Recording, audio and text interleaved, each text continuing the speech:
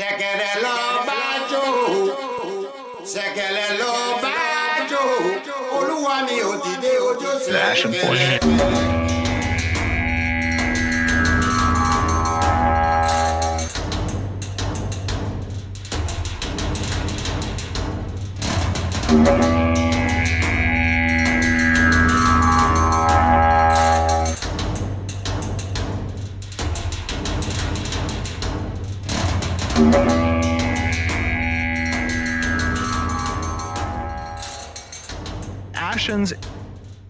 The Ashen Forge. Hello and welcome to the Ashen Forge. I am Phantom X, joined as always by Diggs and the legendary Neurotoxin, and we have a special guest today. Kreirian, how are you doing? Good, how are you? All right. Well, hopefully you're gonna have a lot of fun. So we just had the whole caravan PvP thing to jump into, but before that, I just wanted to give you a chance to kind of tell us a little bit about where to find you, kind of how you got into Ashes, for people who might not know your content. So. Yeah, so I started back in a little bit in November, so I'm a very brand new streamer. But I started doing World of Warcraft streams. I still do a little bit of that. For those of you that play, I do Farag AOTCs. I go through and I teach people how to do the fight and get the achievement. As for me myself, I've been playing MMOs since 2004. I was raised up on those. Yeah. I really only stream on Twitch. I'm working on a YouTube channel, but I have no video editing skills yet, so it's kind of a work in progress. Yeah, it's fun. It's fun to learn. I came into this knowing Jack, but yeah. So we will make sure. Obviously, once we post this YouTube stuff, we'll put your channels up too. So yeah. So Diggs is actually also a big World of Warcraft person. So probably the biggest out of us here. I imagine I've been playing that game since I was 3 years old, so I am a huge World of Warcraft fan. I'm a lore buff, so. Yeah, gosh. Well, I would have started in beta because I grew up on EverQuest. Transitioned to EverQuest 2. Yeah, EverQuest 2 and WoW came out at the same time. I will die to this day saying EverQuest 2 was a better game at vanilla stage, but not anymore. But yeah, Diggs is kind of the only one. I've done some classic. Are you still playing, Diggs? No, I'm playing Lego Fortnite at the moment. That's right. What was I playing before then? I was playing New World, I think. So I can't remember when I stopped playing. I've been playing Elder Scrolls recently, so. Yeah, I can't remember, but it wasn't because I think it was you who probably stopped me from playing World of Warcraft to play Diablo 4. So I think I haven't played World of Warcraft since we were playing Diablo 4. So I think Diablo 4 hit, and then a new season of New World hit. So I went through that and went through the Battle Pass, and maybe something else was in between that and now Lego Fortnite. I've got 300 hours, more than 300 hours in Lego Fortnite, and that just dropped in December. So what happened to your dancing? I'm dancing too. I'm just playing a heck of a lot of Lego Fortnite as well. Well, we yeah. So caravan PvP. This was current something I've mentioned a lot on this stream is like, where's the PvP? This is a game based on PvP, PvX, and we've had years of streams now, dev streams, and really outside of APOC, not had any PvP. So well, but we haven't had any PvP demoed, but we did get to play PvP in Alpha 1. Yeah. So we've played some PvP. We just haven't had any demoed. I would not. Like we had this conversation like last night, I think it was, that the caravan PvP was not PvP. Yeah. It was admitted by Steven that it was rigged. So how so? What did Steven say about it? I don't know what he said about it. Obviously, watching the video. Yeah. But, so he said a couple things about he purposely made sure that the defenders had less people. He made sure that they only had one healer, they only had 2 tanks, they were only allowed to have a certain amount of rangers and mages. Like it was all completely staged, and they were told. I was talking to one of the PIs, and they were told to kind of like back off just a little bit. So there was not really PvP going on there at all. I mean, technically it was PvP, but it was staged and the devs were Yeah. going to win. And like I said, it's also combat devs versus players. So I would expect the combat devs, even if it wasn't rigged, combat devs versus players, I would hope the combat devs would kind of No, know how to maximize everything. no. Just I because they can maximize everything doesn't mean they're good at their own game. yeah. You don't have to be good, but you can be able to maximize your stuff and still do some stuff. Um, but yeah, so on the forums, Niker and Lineker were really upset about the time to kill. And they said it's way too short, and they think it's way under 30 seconds. And I guess somebody asked, during the live stream, but after the demo, somebody did ask if the TTK we saw in that video. Um, well, I asked Steven about it, and he said, "Yeah, our TTK is currently what we're hoping it will be." And they were like, "That means it's shorter. It's so short. They've changed it, so it's not going to be 30 seconds to 60 seconds anymore. That's way too short." Uh, and I'm like, I don't think Steven was thinking about that and analyzing the time to kill that we saw in that video the same way people who are watching it were. Um, and there's so much stuff we don't know, unknown variables, like all the stuff that you mentioned, but also I don't know what kind of gear they were wearing. I don't know how they spec'd their characters. Some of those was that, it's a rock, paper, scissors. Game, so we don't know if that was scissors um, destroying paper. Like we don't know exactly what we were seeing in there. So I don't think we can look at that video and determine anything about uh, PvP and what it's really going to be like, because There it was rigged in so many ways. there is one part of it that hasn't changed since Alpha 1, which is when you've got more than 3 or 4 people involved at a given time, it just starts to become a cluster. When you have 20 to 30 people, on either side, it's a big cluster. It's hard to track what's going on. Everything's kind of wild. There's a lot of, I would imagine, kind of trying to pick and communicate with the target's going to be, or trying to figure out where, who are the people that you got to take down, as well as healers having to look at everybody's health bars and make sure everybody's getting topped off, all of that sort of stuff. It didn't seem like, and don't use the video behind me as representation. I recorded that at double speed. It doesn't happen that fast, but it definitely seemed like it was hard to kind of tell exactly who was getting hit by what, how much support they were getting, etc. And so it was really not a video that I think did anything to demonstrate TTK and balancing, or what semblance of balancing they're currently sitting on. Yeah, but Steven said he was like this was in the realm of where they want to tip- be. I think he meant I don't- more like on like the one-on-one type target TTK, not let's have all the rangers shoot this one person and obliterate them.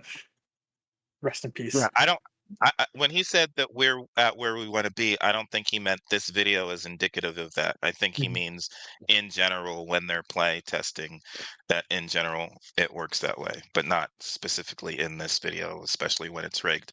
I mean, I think if it's really going to be a PvP showcase, I would prefer to see a siege that's going to last 30 plus minutes, and that way people can respawn and come back, and maybe they will have changed their specs to like, okay, I want to up this so that I can protect against that, or I'm going to go hunt this one guy and they're a tank, so I'm going to do my specs so I'm a tank hunter now, something like that. And that would give us a better idea, but this video definitely was not one where we can analyze to see Oh my god, the PvP is going to be like this because it was totally rigged. It's hard to tell at this point.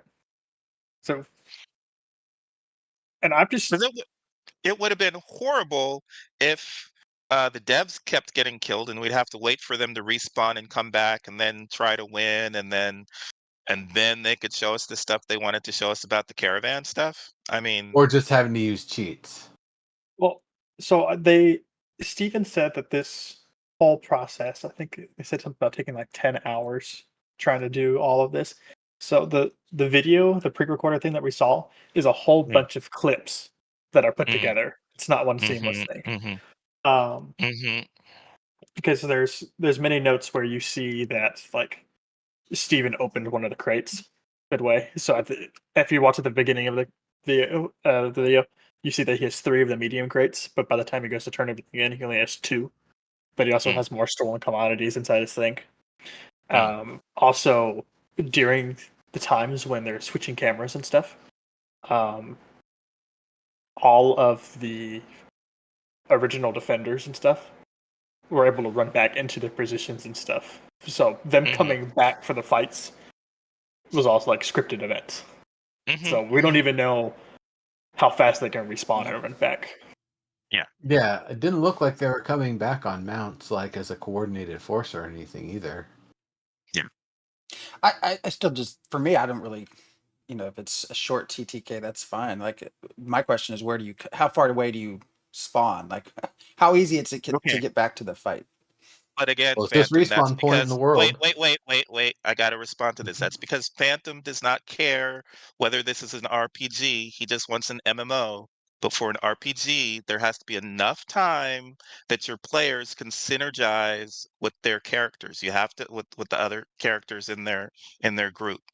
It's an RPG, which means you should be working together and you have to be able to TTK can't be so short that somebody just dies and you aren't able to look over and say, okay, I need to do this in order to help them. It has to be long enough that you can make strategic decisions about how to help Called your group mass mates. mass resurrection. That'll take Mass care of it. res has been confirmed, but I don't think it's available in combat. Ah, come on now. I mean, Even if it is, I wonder what the limitations are going to be. Like, do you die and you can't cast it again for 24 hours? Can you not be rezzed for like 10 minutes? We have no answers on that. All I know is that Exactly, and Steven has said yes on mass res. he's I don't know definitely what confirmed aspect. it. Yeah. see, I just want to know the trade-offs. even Ombois, I like fast TTK. Homeboy does not like RPGs either. He wants a meow. He does not want an RPG. This isn't a turn-based game, man. It doesn't have to be turn-based. It has to be slow enough that people can make decisions and not fast enough that it's a action RPG or a first-person shooter. It has to be slow enough that you can make strategic decisions and fast enough that, it's not uh, boring. Like, what's the other game that you're looking forward to where you just go, What? I don't know what what's you're the other talking game about. that you're looking What forward are you to? on tonight? Is it Sounds like Animal Pantheon? Crossing. Is it Oh, what's the Pantheon? No, I'm yeah, done with Pantheon. the one that's supposed to be like EverQuest where you watch them fight and they just go But that's where you're getting your time to synergize. You definitely have time. That's why I said it I has know. there's There a you sweet go. spot. There's a sweet spot. There's All a right. sweet spot. All right. Well, we I can move I Never on. gotta ask Kreirian. I think there's a little pre-show discussion. We kind of brought up boats. What do you think about the lack of boats on rivers and waterways that aren't kind of the open bodies of water? I think it's just uh, solely dependent on like what location it is. I didn't Because understand that question. So can you Oh clarify yeah, that question and why you're asking it? let me kind of back that up and give a little preface to it. So the statement that was made is that ships, big boats, are not intended to be used inland. They're only supposed to be used out at sea, launch out from shore to distances unknown, but they are too large to go in the small waterways. So all waterway transit is going to be limited to swimming, using a mount that's got some swimming capability, and rafting along with the caravan. So you won't actually be able to use attack boats or use like canoes to deploy out and chase after a caravan. If you wanted to try to do that, you would have to have a caravan likely at the ready, hopefully spec'd for attack stuff and fast water movement. That would have to work as your boat, because you can't do other boats. So I guess kind of with all of that in mind, what do you think about that for the limitation of using big ships only out in the big waterways, and the narrower rivers and pathways like that being restricted to caravans? From like a realism standpoint, how are you Uh, going to fit those? Like, how are you going to fit the big boats into the river? right, right. I mean, at least from my point of view, I think it would be more of what is technically feasible. Because like you can take your boat out into the middle of the ocean, and then yes, like I mean, in real life, you can take your boat up a river, depending on how big the river it is. But you're not going to be able to take that boat very far up said river going inland. So I think it's just kind of, because I don't think that's the end all be all. So I think there's going to be like larger passageways and stuff that you're going to be able to use the ships on. But like the smaller like streams, the tiny rivers and stuff where you would use your caravan for the raft and stuff, I think that's fun. I would like to see like where you said a canoe. I'd like to see something like that being able to be made, but I don't think that's going to be too much of an issue. And I suppose also on that subject, what do you think about just PvP and the caravans and combat out on the open waters in general? Is that something you think is intriguing? Like if the crates are just kind of floating in the water afterward, you can still pick them back up with a different caravan that's been deployed to the riverways. Does that seem like a fun, interesting, compelling sort of loop? Does that seem maybe a little cumbersome? Maybe something that people kind of have to specialize in. What are your thoughts on that? And do you have any interest in it yourself? I'm interested in caravan PvP. I like PvP, so I'll be doing it all. Be honest, but at least it looks like that they sped up the amount of time for the caravan to actually arrive and everything. So it looks like there's going to be a lot of downtime. So I think they need to find something for like the players to do within that downtime. Even like on the open water and stuff, because if you're waiting 5-10 minutes for your caravan to show up to pick the stuff up, you're just sitting around waiting. And personally, I don't really like the system where you click a button and you can just instantly transfer everything over. I think the attackers and stuff should have to like physically pick up the crates and then move them into the caravan, which I think would make the water thing interesting, depending on how they do like encumbrance and weight. I don't know. I think we need to see more. I don't think everything that was shown was enough. I agree. And so that's ships. That was large ships, but we might still have personal boats on rivers. What's the deal there? No, didn't sound like it. He Okay. literally said only caravan rafts. So really, your two options are going to be water mounts, or Mhm, okay. or I guess you could pop your own caravan in and go chase them. Then it's a If you have matter. one ready. I mean, if Yeah, it takes 5-10 minutes to spawn in, then there's no chasing. You're just swimming after them at that point. Yeah. you know what I'm also thinking. Like, what about the people that have a caravan of like 10 caravans in a row? The process of putting that train in a water, that's like going to take forever. because you can only enter, like you're probably gonna have limited area where you can actually spawn that wharf, and you can Well, they only do said they one. only wanted the beaches done, so if you can only Yeah. do it on the beaches, that beach was not big. No, and if it's, I mean, if you have 10 caravans and trying to get stuff somewhere, I mean, you could probably sit there, what, 30 minutes just trying to get Yeah, I don't know. everybody in the water.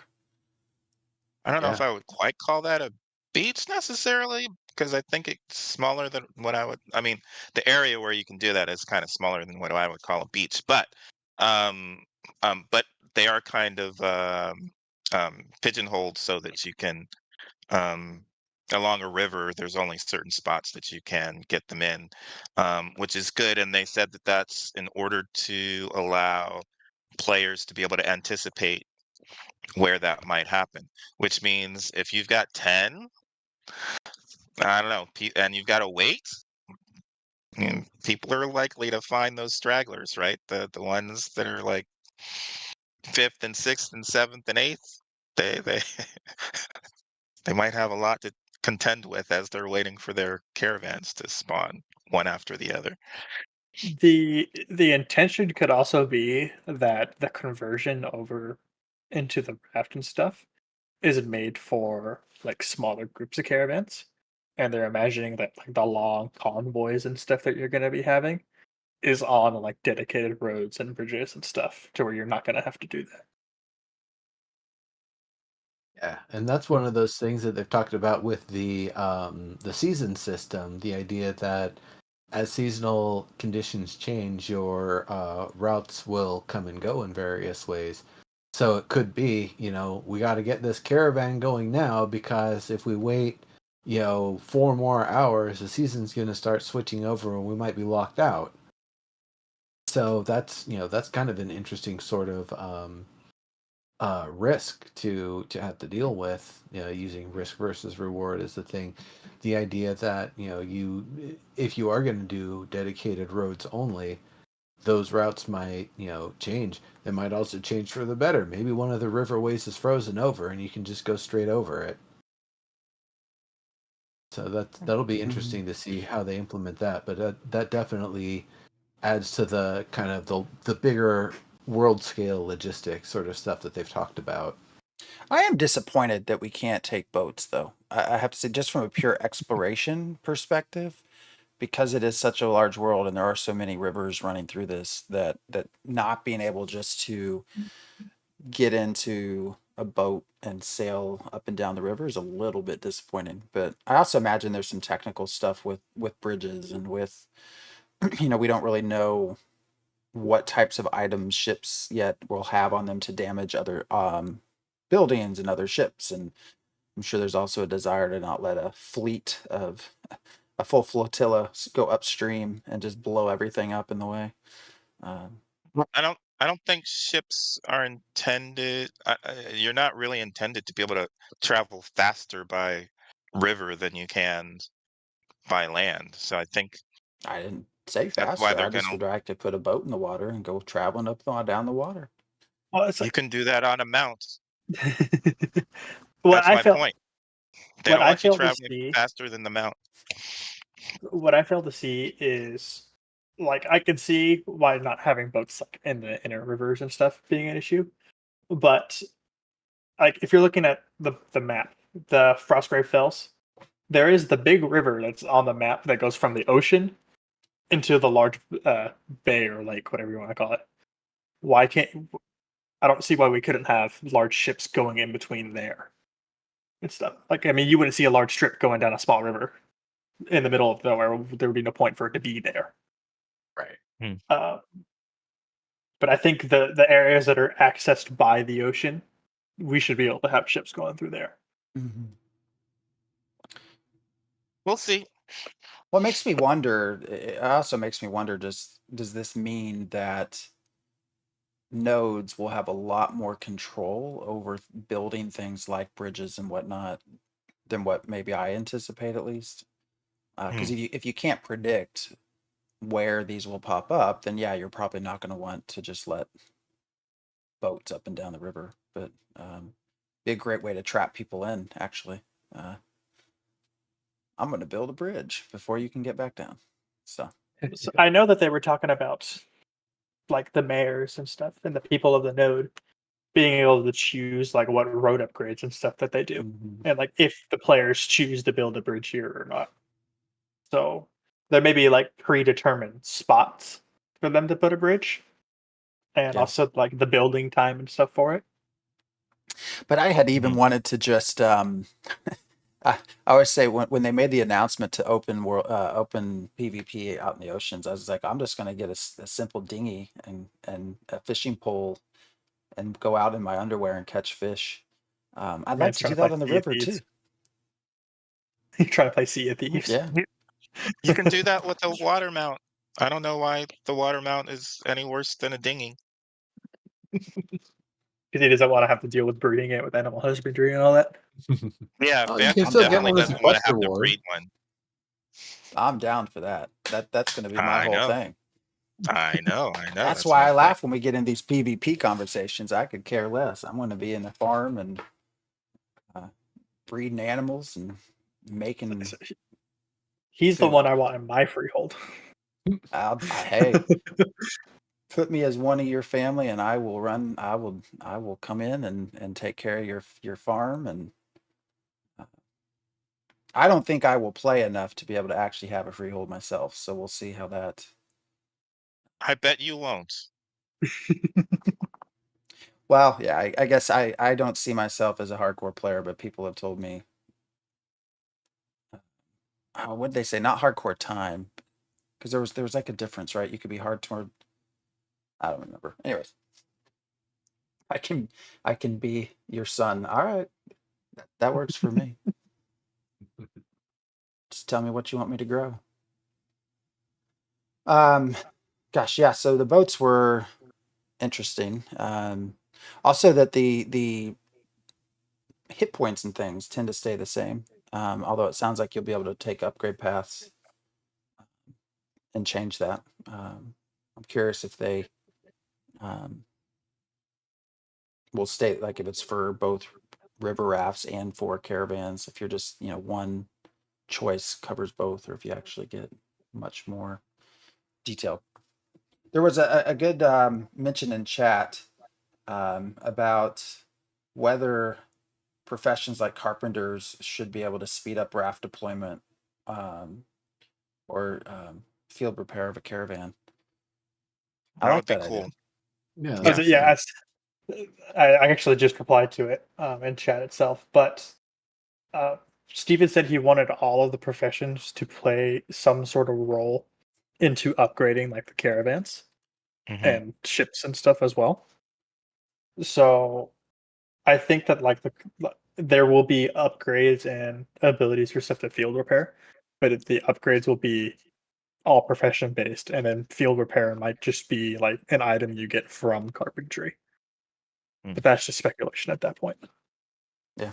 I mean, I think anything you can do to make professions important, even outside of just in a utility perspective, the better, because I still say you're gonna have to pull in the PvE crowd somehow, and that's one way to do it. Okay, you don't want to go. I know you're rolling your eyes at me, but I'll finish what I'm gonna say anyways. For the person that wants to participate but not necessarily go on a siege, if you can actually sit back and fix siege machines, I don't know, produce food that buffs your team, stuff like that. I think would be a fun way to add another layer, other than us just constantly rushing into like Alpha 1, just trying to rush and die. What you were rolling your eyes, Diggs? What was that about? There won't be people who just want to PvE playing this game. It's going to be PvPers who also like to do some PvE, and maybe they like to do PvE more than they like to do PvP in terms of like, a little bit more PvE than they do PvP. But it's really just going to be PvPers playing this game. PvEers are not going to play this game. Yeah, even just thinking about World of Warcraft and travel. So we won't have a lot of ship travel and stuff like that necessarily, but I was always hoping that you could do more stuff on these ships, that there was more stuff when you're traveling from place to place, than just stand around and dance at each other. I wish there were places where you could do some cooking or do some stuff. So even on ships, or they won't be doing that on caravans necessarily, but as I'm thinking about traveling places, it would be nice to have other stuff to do. Yeah, besides just stand around and either emote or do combat. They may. Um, We haven't seen anything about ships yet. They may make you have to physically do things on the ship to actually move. The other side of that is also, isn't there a world boss that's on the seas as well? Mm-hmm. there's bosses on the seas, So yeah. They've talked about one. I'm sure there will be many. yeah, so I think there's. I don't think they're just gonna have like one person moving the ship around. I think it's gonna have to be like you have to physically move the sails and stuff because I know there. I don't know if I can't remember if it was like a forum post or a comment on something, but somebody questioned Steven about it, and he said something about moving like the masts and stuff themselves, like into the wind. But I'd have to try and find it back because I don't remember from the top of my head.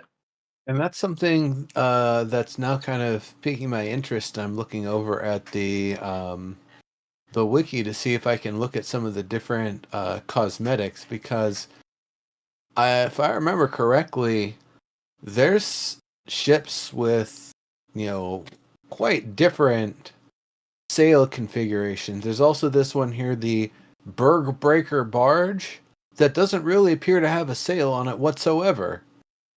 So that's going to make it a bit interesting if there are operational components, because that means the cosmetic might actually define where they're at on the ship and how you interface with them, which may have its own strategic opportunities to it as well, that you can have potentially more important control systems in harder to reach places just because that's how the cosmetic is configured.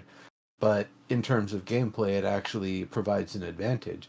Won't know till we get there, but that that does kind of raise an interesting sort of thought. The operational positions, but likewise that there's so much diversity in the types of ships and their configurations and their sails and all of that.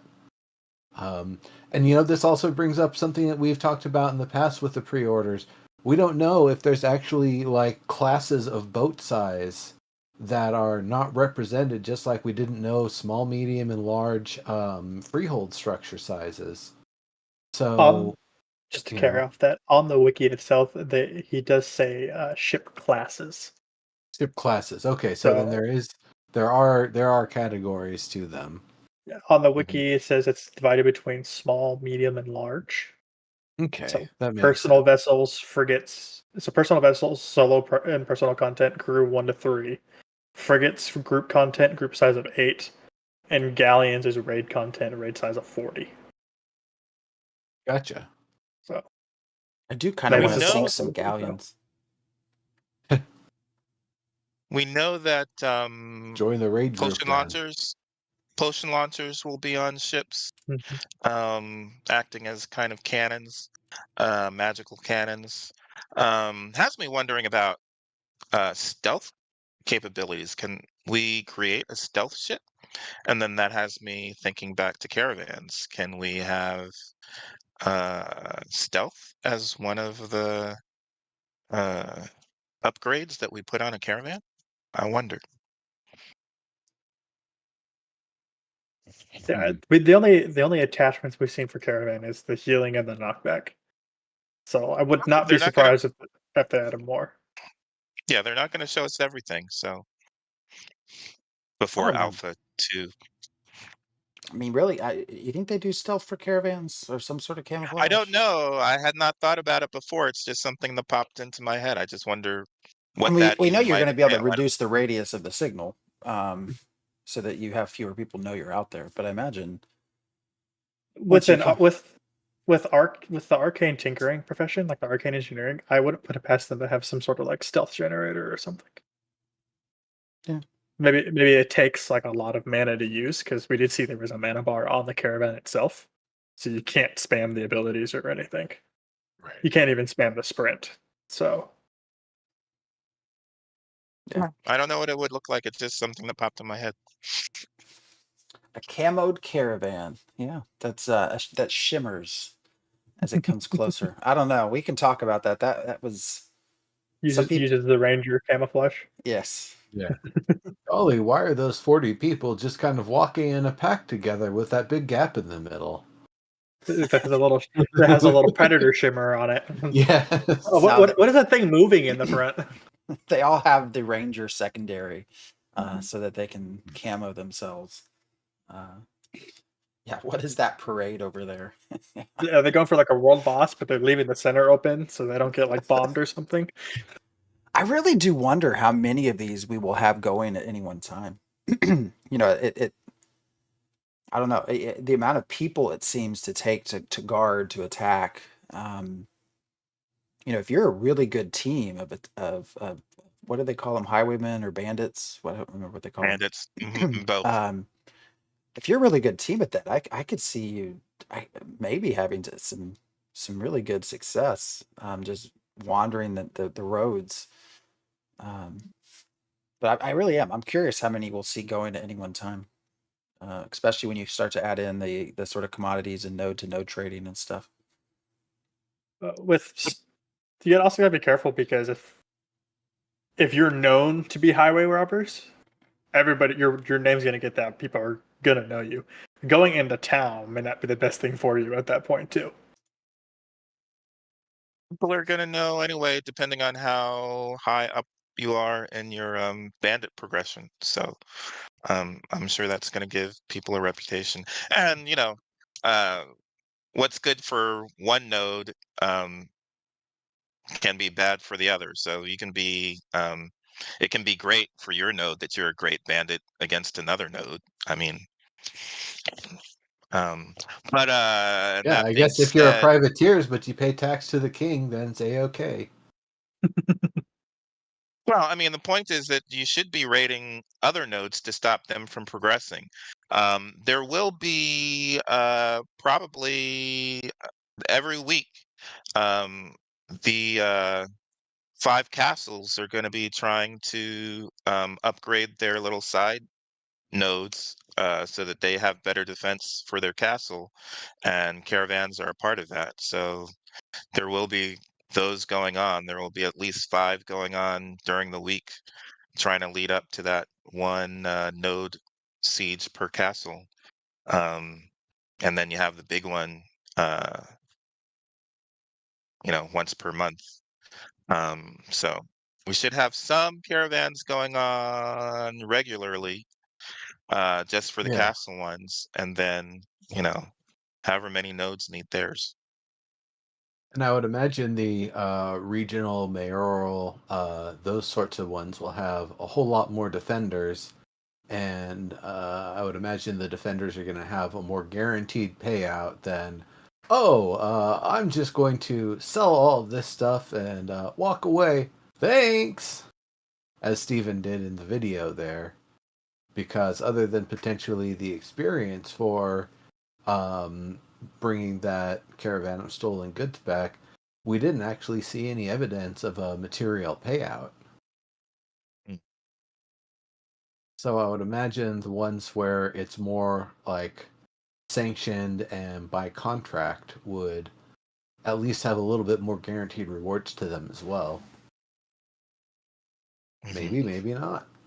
What do you mean by material payout? Like you talking about like actual resources or cash? Yeah, not just experience and rep, Mhm. but actually getting, yes, gold, resources, equipment, whatever it may be. So I know Did he get raiding. gold from the black market? Did he get gold from the black market? Oh, he did, but he didn't got give it to silver. anyone. Oh, Yeah. He wow. he sold, stuff for silver, got however much, but I think that's going to be an interesting aspect of like the attacks and stuff as well, because at least in that preview, nobody else got anything other than Steven itself. So I don't know how they're going to do like the whole cut system or anything like that, or if they're making it to where your bandits and stuff are all just going to be like on the honor system at that point. Well, that's exactly what it is. Honor among thieves or no honor among thieves. Or you just open all the crates and stuff right then and there and take everything you can run back with? Or are you actually going to suffer somebody going and bringing their caravan, loading it up, defending it, bringing it back, and getting question mark rewards for it? I think a lot of people, just randos joining, are going to opt to open those crates quicker. Mhm.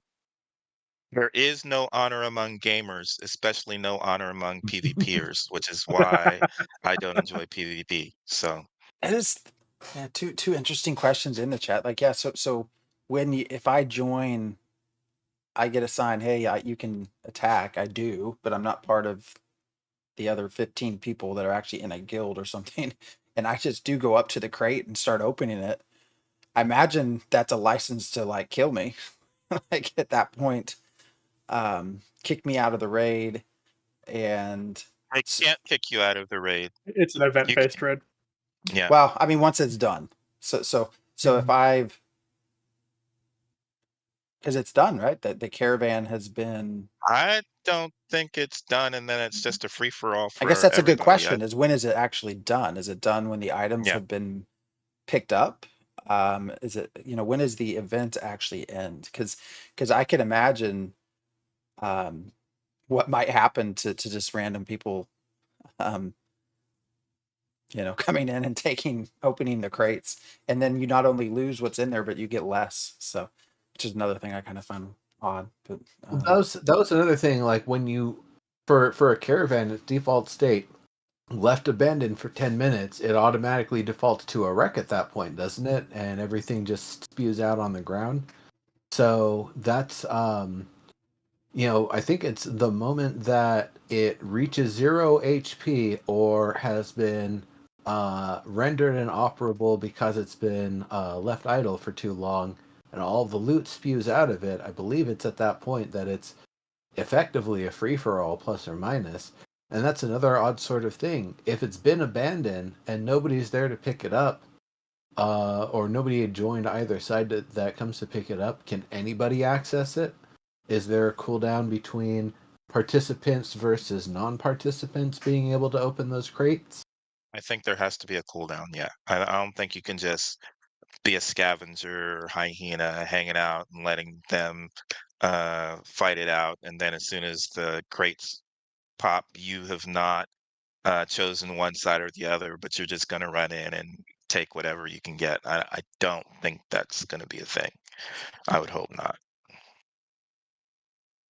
And also a question about, if you are a vassal node and you are tired of your parent node, we obviously can't declare war, but can you just go ahead and start raiding all their caravans? I imagine the answer to that's yes. It No? seems that caravan PvP and stuff is optional within. I wouldn't like. I could see that you could have guild versus like a guild mate attacking another guild mate on accident at some point. There's nothing that's You stopping them from doing that. you would not be able to do a mayoral. You can't attack your own mayoral caravan, obviously. So if it's personal, maybe if I don't think you can do citizen versus citizen. Um, so I think you have some limited options there. I think it's something we'd have to test. Because Sorry, I'm I thinking. know you. I know, like, at the end of the week or end of the month, I know there's the tax caravans that can definitely be attacked before they reach the castle. I don't think citizens are going to be able to attack those ones, but they'll have the option to defend them for node cache itself. Mhm. But I don't know. I think enter citizen, like being able to attack personal caravans and stuff, I think that might just be an A-OK type thing to do. It might get you bad rep inside your node. Because if you're a Citizens can attack citizens. I don't know. I haven't paid attention in a I while. don't. I haven't heard anything on either side of that. Okay.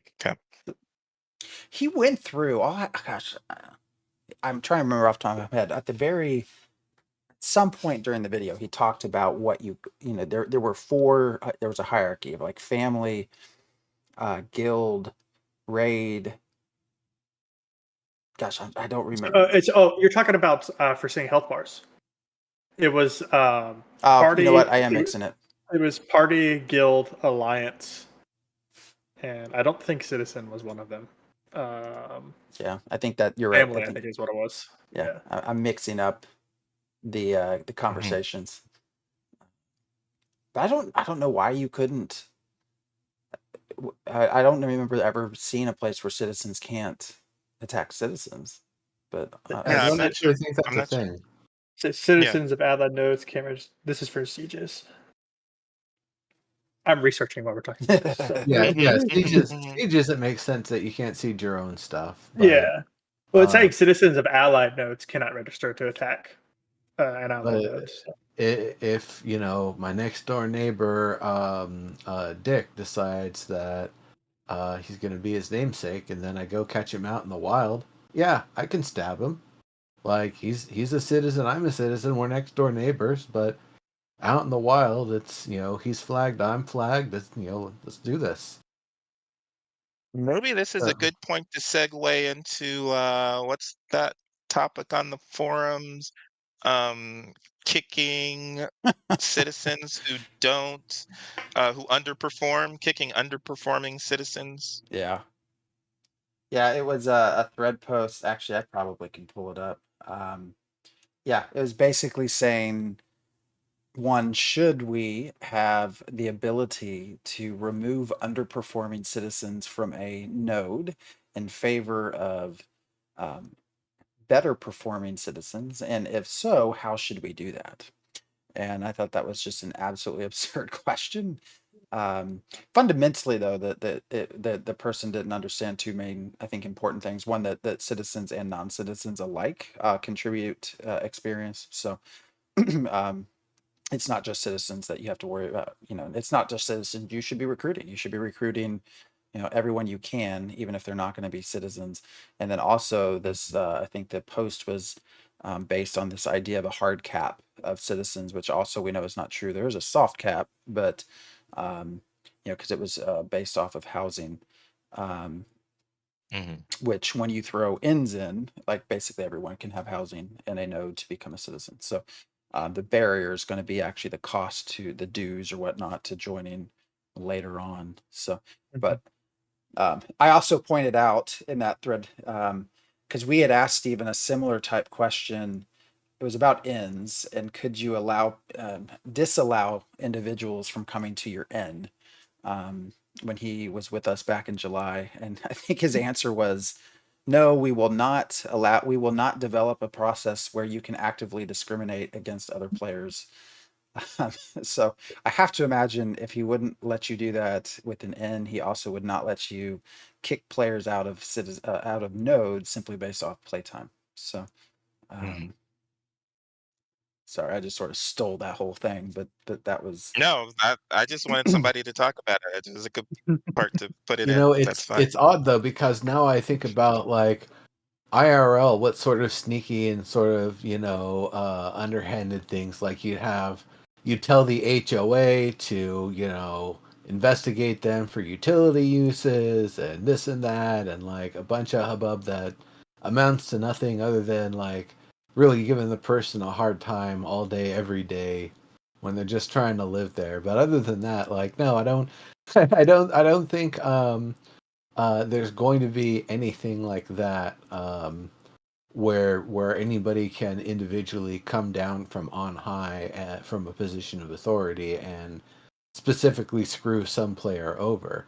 If it's something on like a larger scale, like this group of players is depending on a certain structure to be built or upgraded, and you instead get it demolished and build something completely different there, yeah, they're going to be pissed off about that. But apparently you had enough backing from everyone else to be able to pull it off, so you got some support. Unless you did a mayoral decree, or if you're able to do it that way, but then you're ruffling feathers and wasting resources. mm-hmm. And that's still not just targeting one individual person and saying you're out of here. Hit the road, dick. Well, and the answer to this was, yeah, taxes. If you really wanted to push people out, taxes. But there's we talk so much about player versus player. There's also NPCs, and we know there's a happiness factor related to them. I have to imagine part of that will be built in on taxes and things like that the mayor chooses. And if you raise your taxes to be high in order to kick out one or two of your citizens, does that actually end up really kicking you in the ass, because now you have all your NPCs also pissed off at you, not doing things. Now your blacksmith no longer wants to produce like they did before, or something like that. I also Could be think as a interesting. mayor, a good mayor is going to be able to recruit citizens and non-citizens alike, and keep that. I think that would be the obvious goal for everyone. So There are perks for, and I think there's also some reprisals for how you are progressing on your bandit path or your defender path. So there are some kind of perks associated with that, and then we'd also have to see how the Thieves Guild is going to interact with um, what services those provide. So Hmm. I have a question though for Kreirian. When did you start following Ashes of Creation, and what hooked you, and what are you most excited to participate in?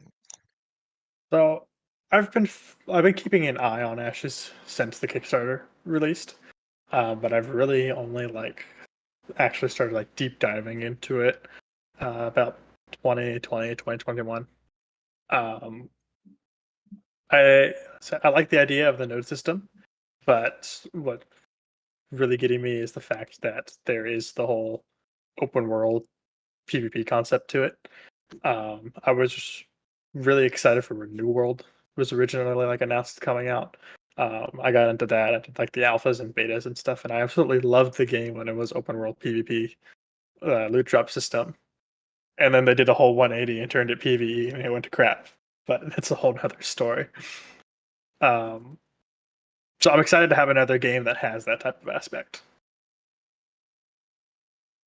Okay, Gotcha. cool. So I want to go back. Well, this is a good question too. Actually, I What? kind of wanted to ask something. Kurian, did you get a chance to play Alpha 1? I have not. Okay, so So I am an alpha 2, so I'm cool. excited to start testing and stuff then. Also heard the NDA is dropping then too, so I'm gonna be suicidal and do a 72-hour stream on that one Well, might as well while you're young. while I can. Yeah. Yep. God, Last time I 72 did a hour long, stream. long stream Oh, was yeah, it's gonna be a long one. yeah, 30 hours for my 30th birthday. That was a while ago. I don't think I can do 40 for 40. I'd have to start planning now. Kreirian might be 30 by the time this drops, though. So Don't say that.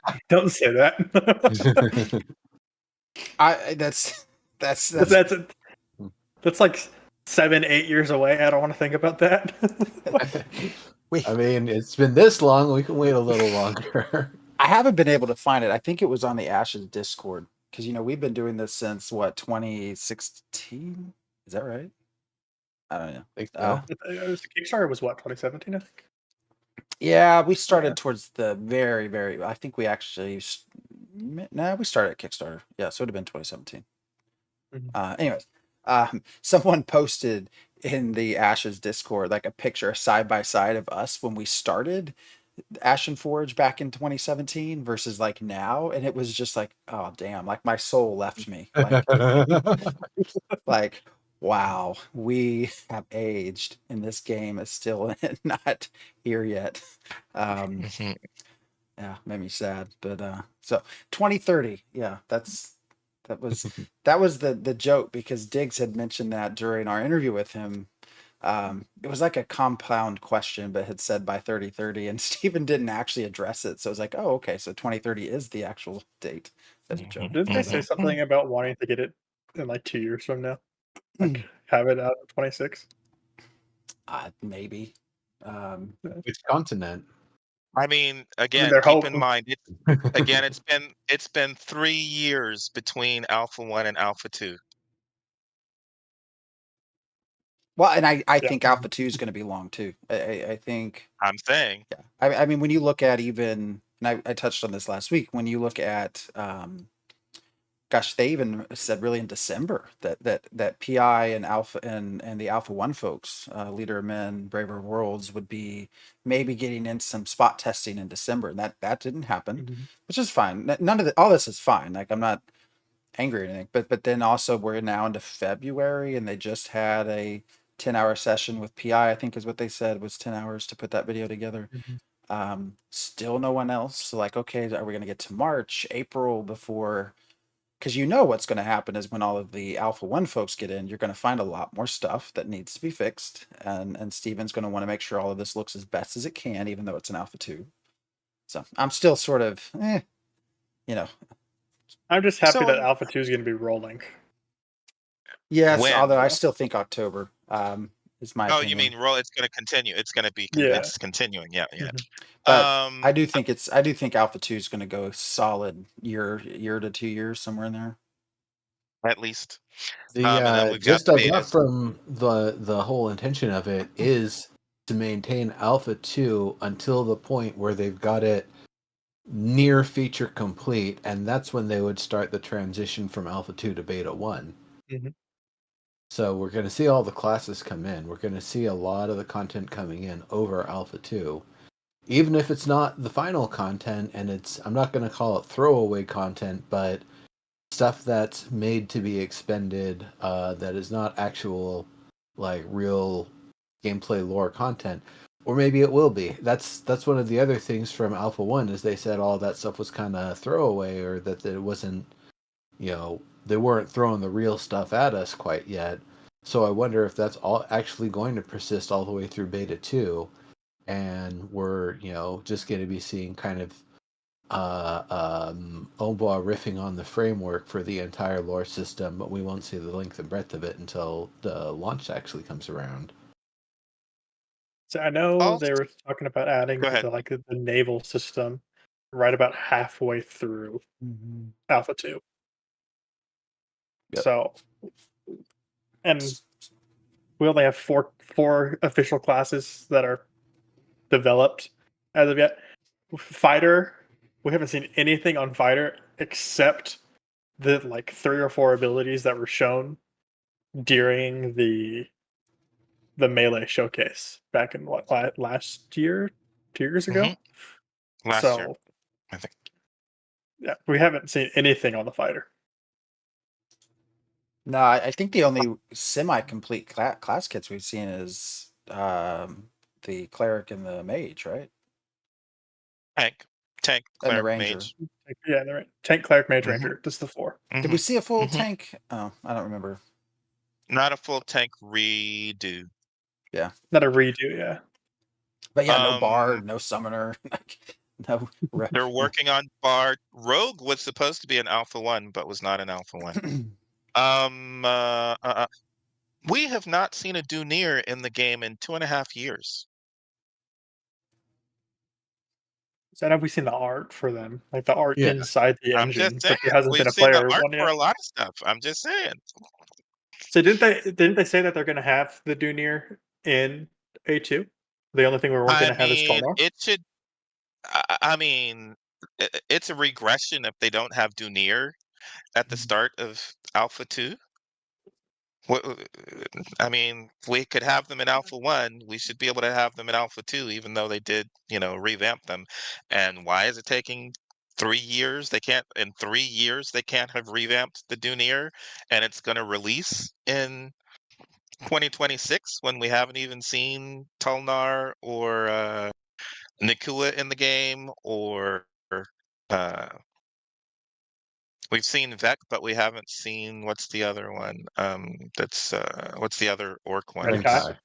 Yeah, we haven't seen Red Kai in the game yet. So, um, you know, I'm just saying, 2026 does not sound like a reasonable date to me. But If only we knew someone that could tell us about how much lore has been created for all of these characters. If only somebody would magically appear in chat and answer all of our questions. I did want to talk kind of really quickly. I really did about camouflage. I have mixed feelings about it. Like I do like the classic Ranger. Well, if he's still on here, I'll probably go into the whole thing about Strider and Lord of the Rings. But I think of the classic EverQuest Ranger.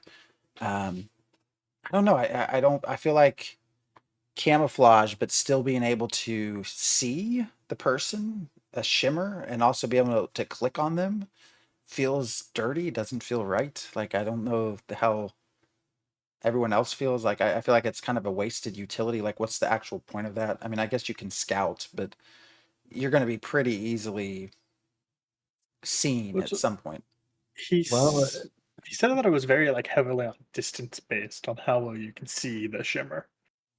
Um, But if you can uh, click, I think it's going to be more kind of like the idea behind it is like why do the military have like the ghillie suits and that type of camo?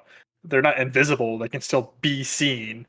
It's just being in a spot to where you can't be seen easily. I Yeah. think I tried stuff like that before, hiding in bushes and stuff, and it's not particularly effective with camo. But Rogue, I think, is supposed to have true stealth, so Yep. it's just a kind of differentiation between what Ranger does and what Rogue does, and then we'll have to see what a soul bow does, and what those combos of Ranger and Rogue Ranger are able to do, Holbow especially when you're is augmenting one with Ranger the other. Cleric, I think.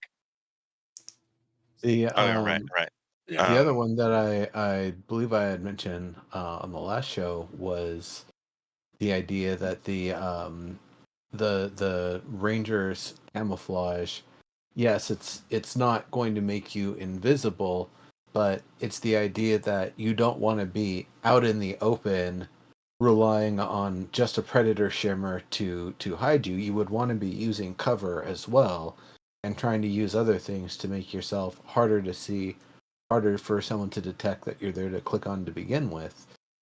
And this kind of went back to the idea of cosmetics and your attire matching the environment that you're in with the intent of trying to blend in even further and maximize that camouflage. If it's a dynamic system like that, I think that'd be kind of cool. Well, even if it's like just being brown and green in a forest and being in camo mode, you just might not be as easy to notice as say if you were wearing the Lumilycan stovepipe that's got the big purple mushrooms on it. You'll see from a distance. It's like, oh, what are those purple mushrooms floating there, all translucent? Let me click them and see what Yeah, you got a little friend over there, I see. She's wanting attention. Gotcha. I'm still paying attention. Sorry. we got Do 3 you cats and a dog here.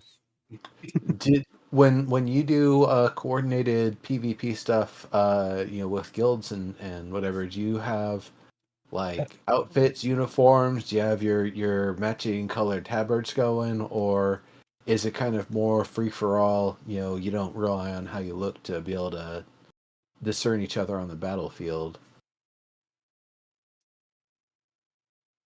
I think it depends on like how they're gonna have their system working. Like with the group system and stuff, everybody's health bar changes. They go green rather than red. So at that point, I don't think needing to have the unity on the tabards and stuff is going to be an issue at that point. I suppose just as much as like being able to sort out, because again with the kind of cluster that the battle was that we saw in the video, without seeing name tags, it'd be hard to kind of tell who's actually a part of who, especially when it's moving so fast like that. So I wasn't sure if that was the sort of thing that like you folks try to emphasize in your gameplay, or doesn't matter so much because you got the other systems. I know what Stephen was talking about the health bar system and like people part of your alliance, you can actually see their full health bar and the numbers rather than just the chunks. So even like if you're doing like a massive, like full scale battle with multiple guilds and multiple parties, because of that, I there will probably be some sort of indicator, or you just might not be able to attack them at all in that scenario. Right. Yeah. I think it's not gotcha. just from an attacking; it's also communication and seeing what each other are doing. Yeah, Again, you want a to be bit of able to that see. too. Again, hopefully, you'll be able to synergize your attacks with the other players in your group, and you want to be able to see who's doing what. So with But the I health suppose the bars, label system will do a lot with that. The health bars and the labels over people's heads, the name tags. what do you think about just getting rid of health bars? That I've also seen that as a idea. Of course, the response I think that was maybe in the forums, and the response was, "Well, hey, you probably can turn them off if you want." And it's like, no, because everyone else will have them on. Um, I don't know Man, Obviously, you have to have health bars in a RPG video game. why. I mean, not You tell me. technically. You tell me why, Phantom. Why I would you mean, have to have them? Let Phantom Well, do it. you He can can have think them. it through. Do you have to know everyone else's? Obviously, you have to know the health of people when you're in combat in a video game. How would you detect the health of your opponent in combat? You wouldn't. That's what I'm not saying. I'm advocating this, but the thought is you wouldn't. You would damage them until they died. I That's mean, not the that is not how combat works. we could Any take D kind and of D. combat. We could take D&D as an example. You don't know the health of the monster you're fighting. Yes, you can see them getting bloodied, is what the term, if it's And below what and half, but you sure, don't and know what kind of feedback is your DM giving you about the status of the health of your opponent? They've got to be visualization. they've got to be giving you something. So what is that going to be in a video game? That's what my question is. I don't know, you could try and chop someone's arm off. Or there's an option. Right? What about Yeah. So if they can, when they get to a place where you have enough visual cues from your opponent that you don't have to rely on a health bar, sure, but I don't think we're there yet. And even when you're really in real life, it's not just visual cues of health that you're getting to tell you that your opponent's going to go down. You can see them breathing more heavily. You can listen to their breathing. There's all kinds of cues that your five senses are giving you about when your opponent is going to die. And if it's a D&D game, then your DM should be providing that information to you. But in a video game, visualization is going to be the best method of doing that at the moment until we get to a place where we can get more information to hopefully our five senses, that's allowing us to be able to determine the health of our opponent. Because in the real life, we've got so many little tiny cues that are coming from all kinds of different senses, even with our own bodies, where fatigue and breathing hard and all kinds of stuff, feedback that we're getting, dizziness, um, all kinds of stuff that we're getting. So the easiest way at the moment to do that in the video game is through bars and meters and numbers. Um, Well, Bob Irby on YouTube has said Mortar Online 2 does have large fights without health bars. So I'd be curious to see how that works. and I'm what not kind of game is advocating that? for it. I'm just I saying, know. What kind of game is that? What's the name of it? are you Mortal Online 2? PvP. Yeah, okay, keep going. I mean MMO. No, not what You're wanting me that to No, say no, if it's an MMO. RPG or not. I Of don't. course. Well, yeah, they can role play. I'm sure role playing's in the imagination. So. That's not what an RPG is. Not just about Oy, character act. oy, oy, oy. I don't want to have this conversation anymore. I do What wonder. is- Sorry. He didn't. Oh, you're good. He didn't mention anything about mana, right? Or whatever that. Maybe they don't call it mana. Whatever it might be. Mentioned health bars not being seen. I assume. You can't see enemy casting or enemy mana. It's only their health bar, That's and yeah. and it's only the chunks. But you can upgrade like a certain skill that takes those chunks and gives you more of Yeah. them. To eight from fourths to eighths to 16ths, I think is what he said. Which is interesting when you start thinking through, I guess, some of the classic skills. Maybe they won't be in Ashes. I don't know. But you think of Mana Drain and some of these other sorts of spells that you'll find in MMORPGs of various games. Like not having that information of someone's mana pool. Like, all right, how do you know when to cast? How do you know interrupts? Like if you can't see them, I guess you have to just do visual for that. If you can see them actually starting to move around, but I think it's more meta like skill and knowing your class and the enemy's class. be The other crazy. side of that, the other side also is that having your different augments are supposed to change the visual effects as well. So there's 64 classes. At least you have to somewhat learn. That's Yep. You're gonna have to know that paper rock scissors. Demon Hunter 1 Yeah, on YouTube also says, I hope you all can PvP because I will be PvPing you all.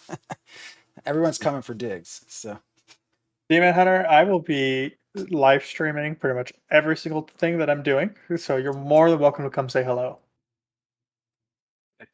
I have no issue if you want to come say hello. I want to be your friend from now on so that I will stay on your freehold and you go do the fighting.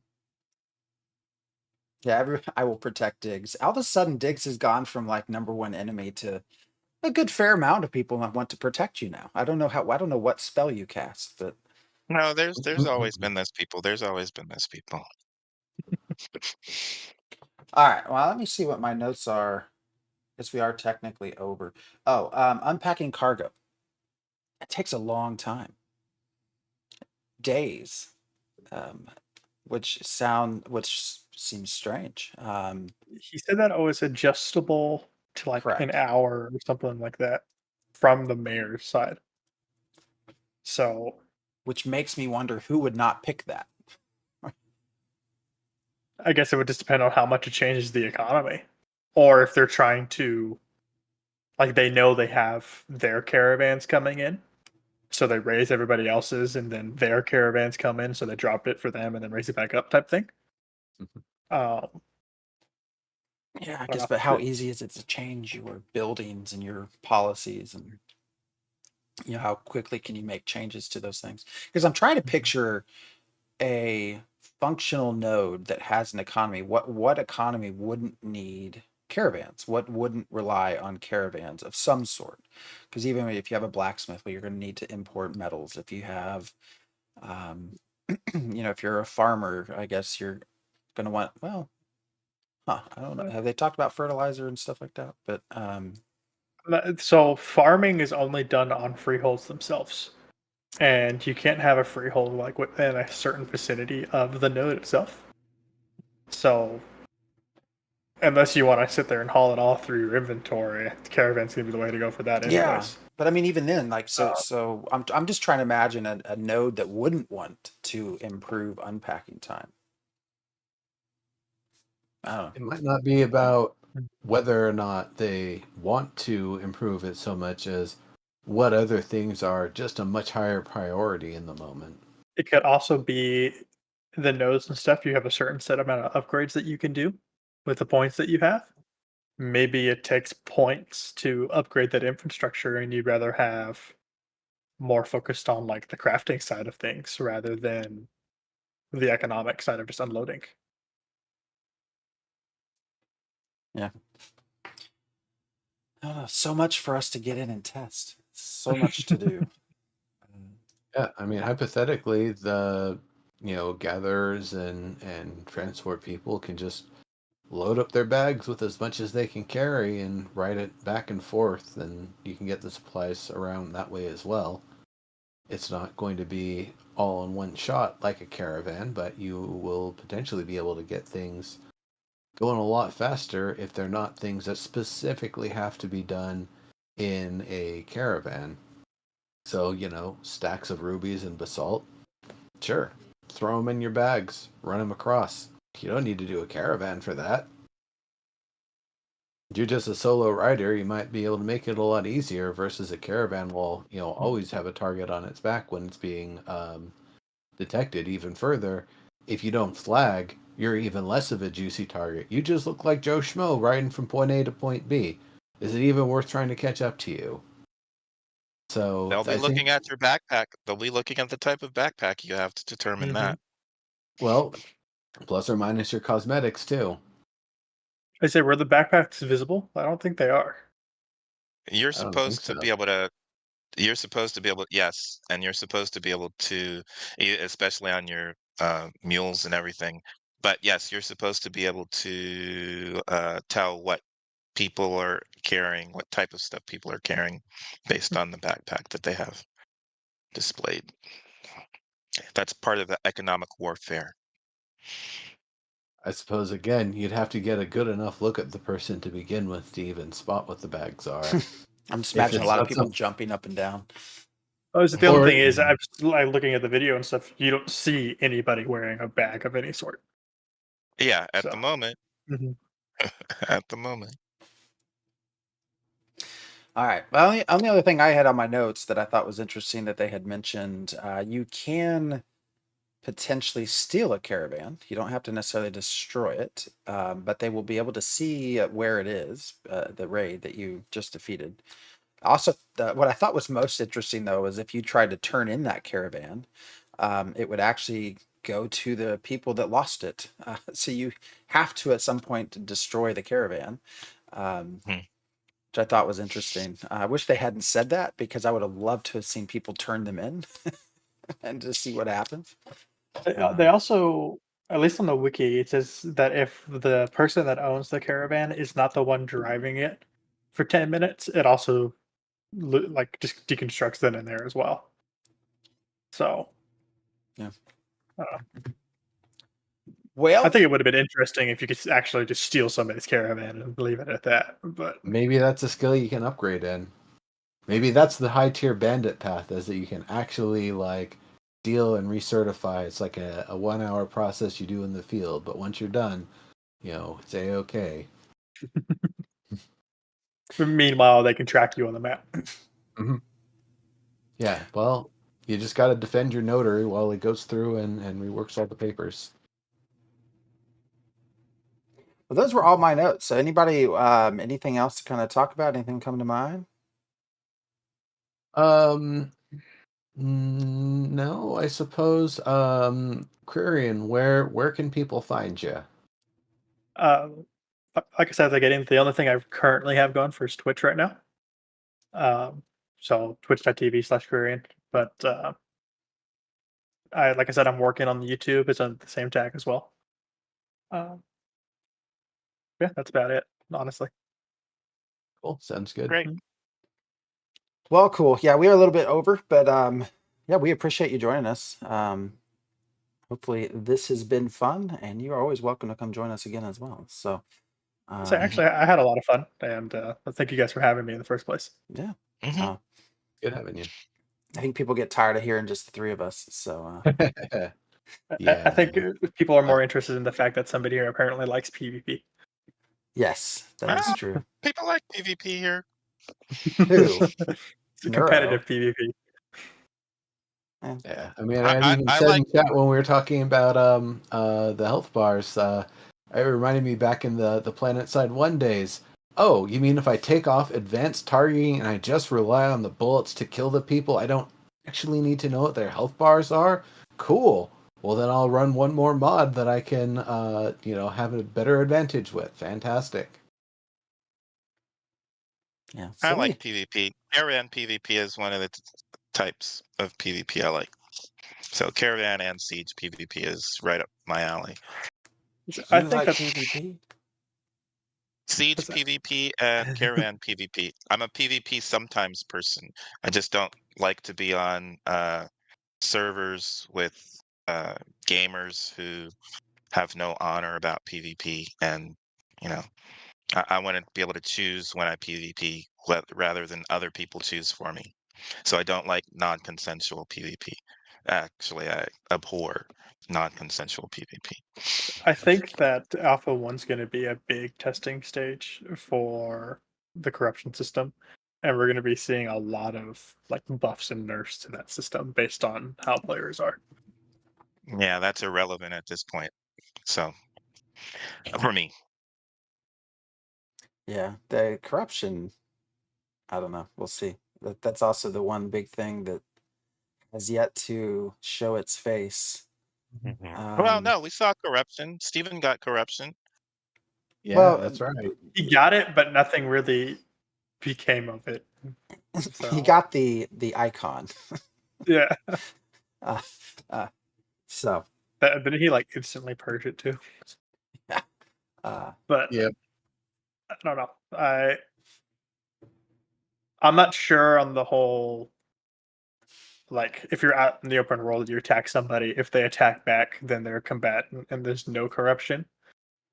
Because also with like the loot drop scenario, you go out and you fight somebody, and they don't fight back. They're losing 40% of their resources, and you get corrupted. But if you fight back, you only lose 20%, but they don't get corrupted. I I'll don't lose know. an extra 20% to put a red tag on you. Because I'm also making anti-corruption bows, and I'm hoping that they'll help with the PvP and the bounty hunters. So you kill me, you get a red name on yourself. Great.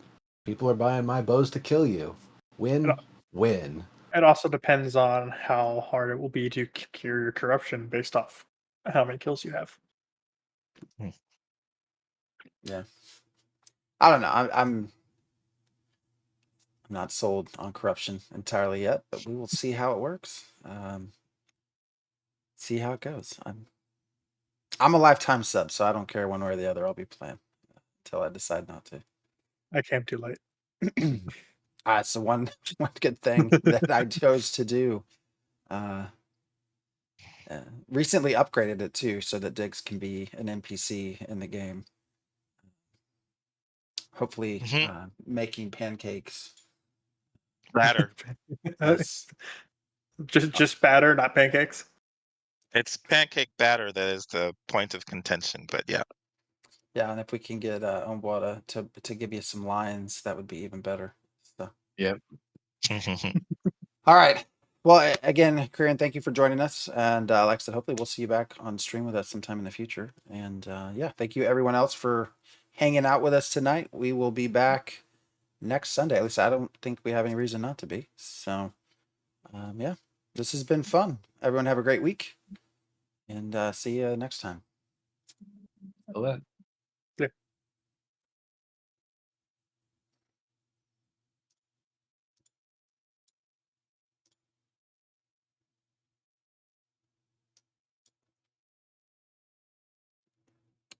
Being caught stealing. right.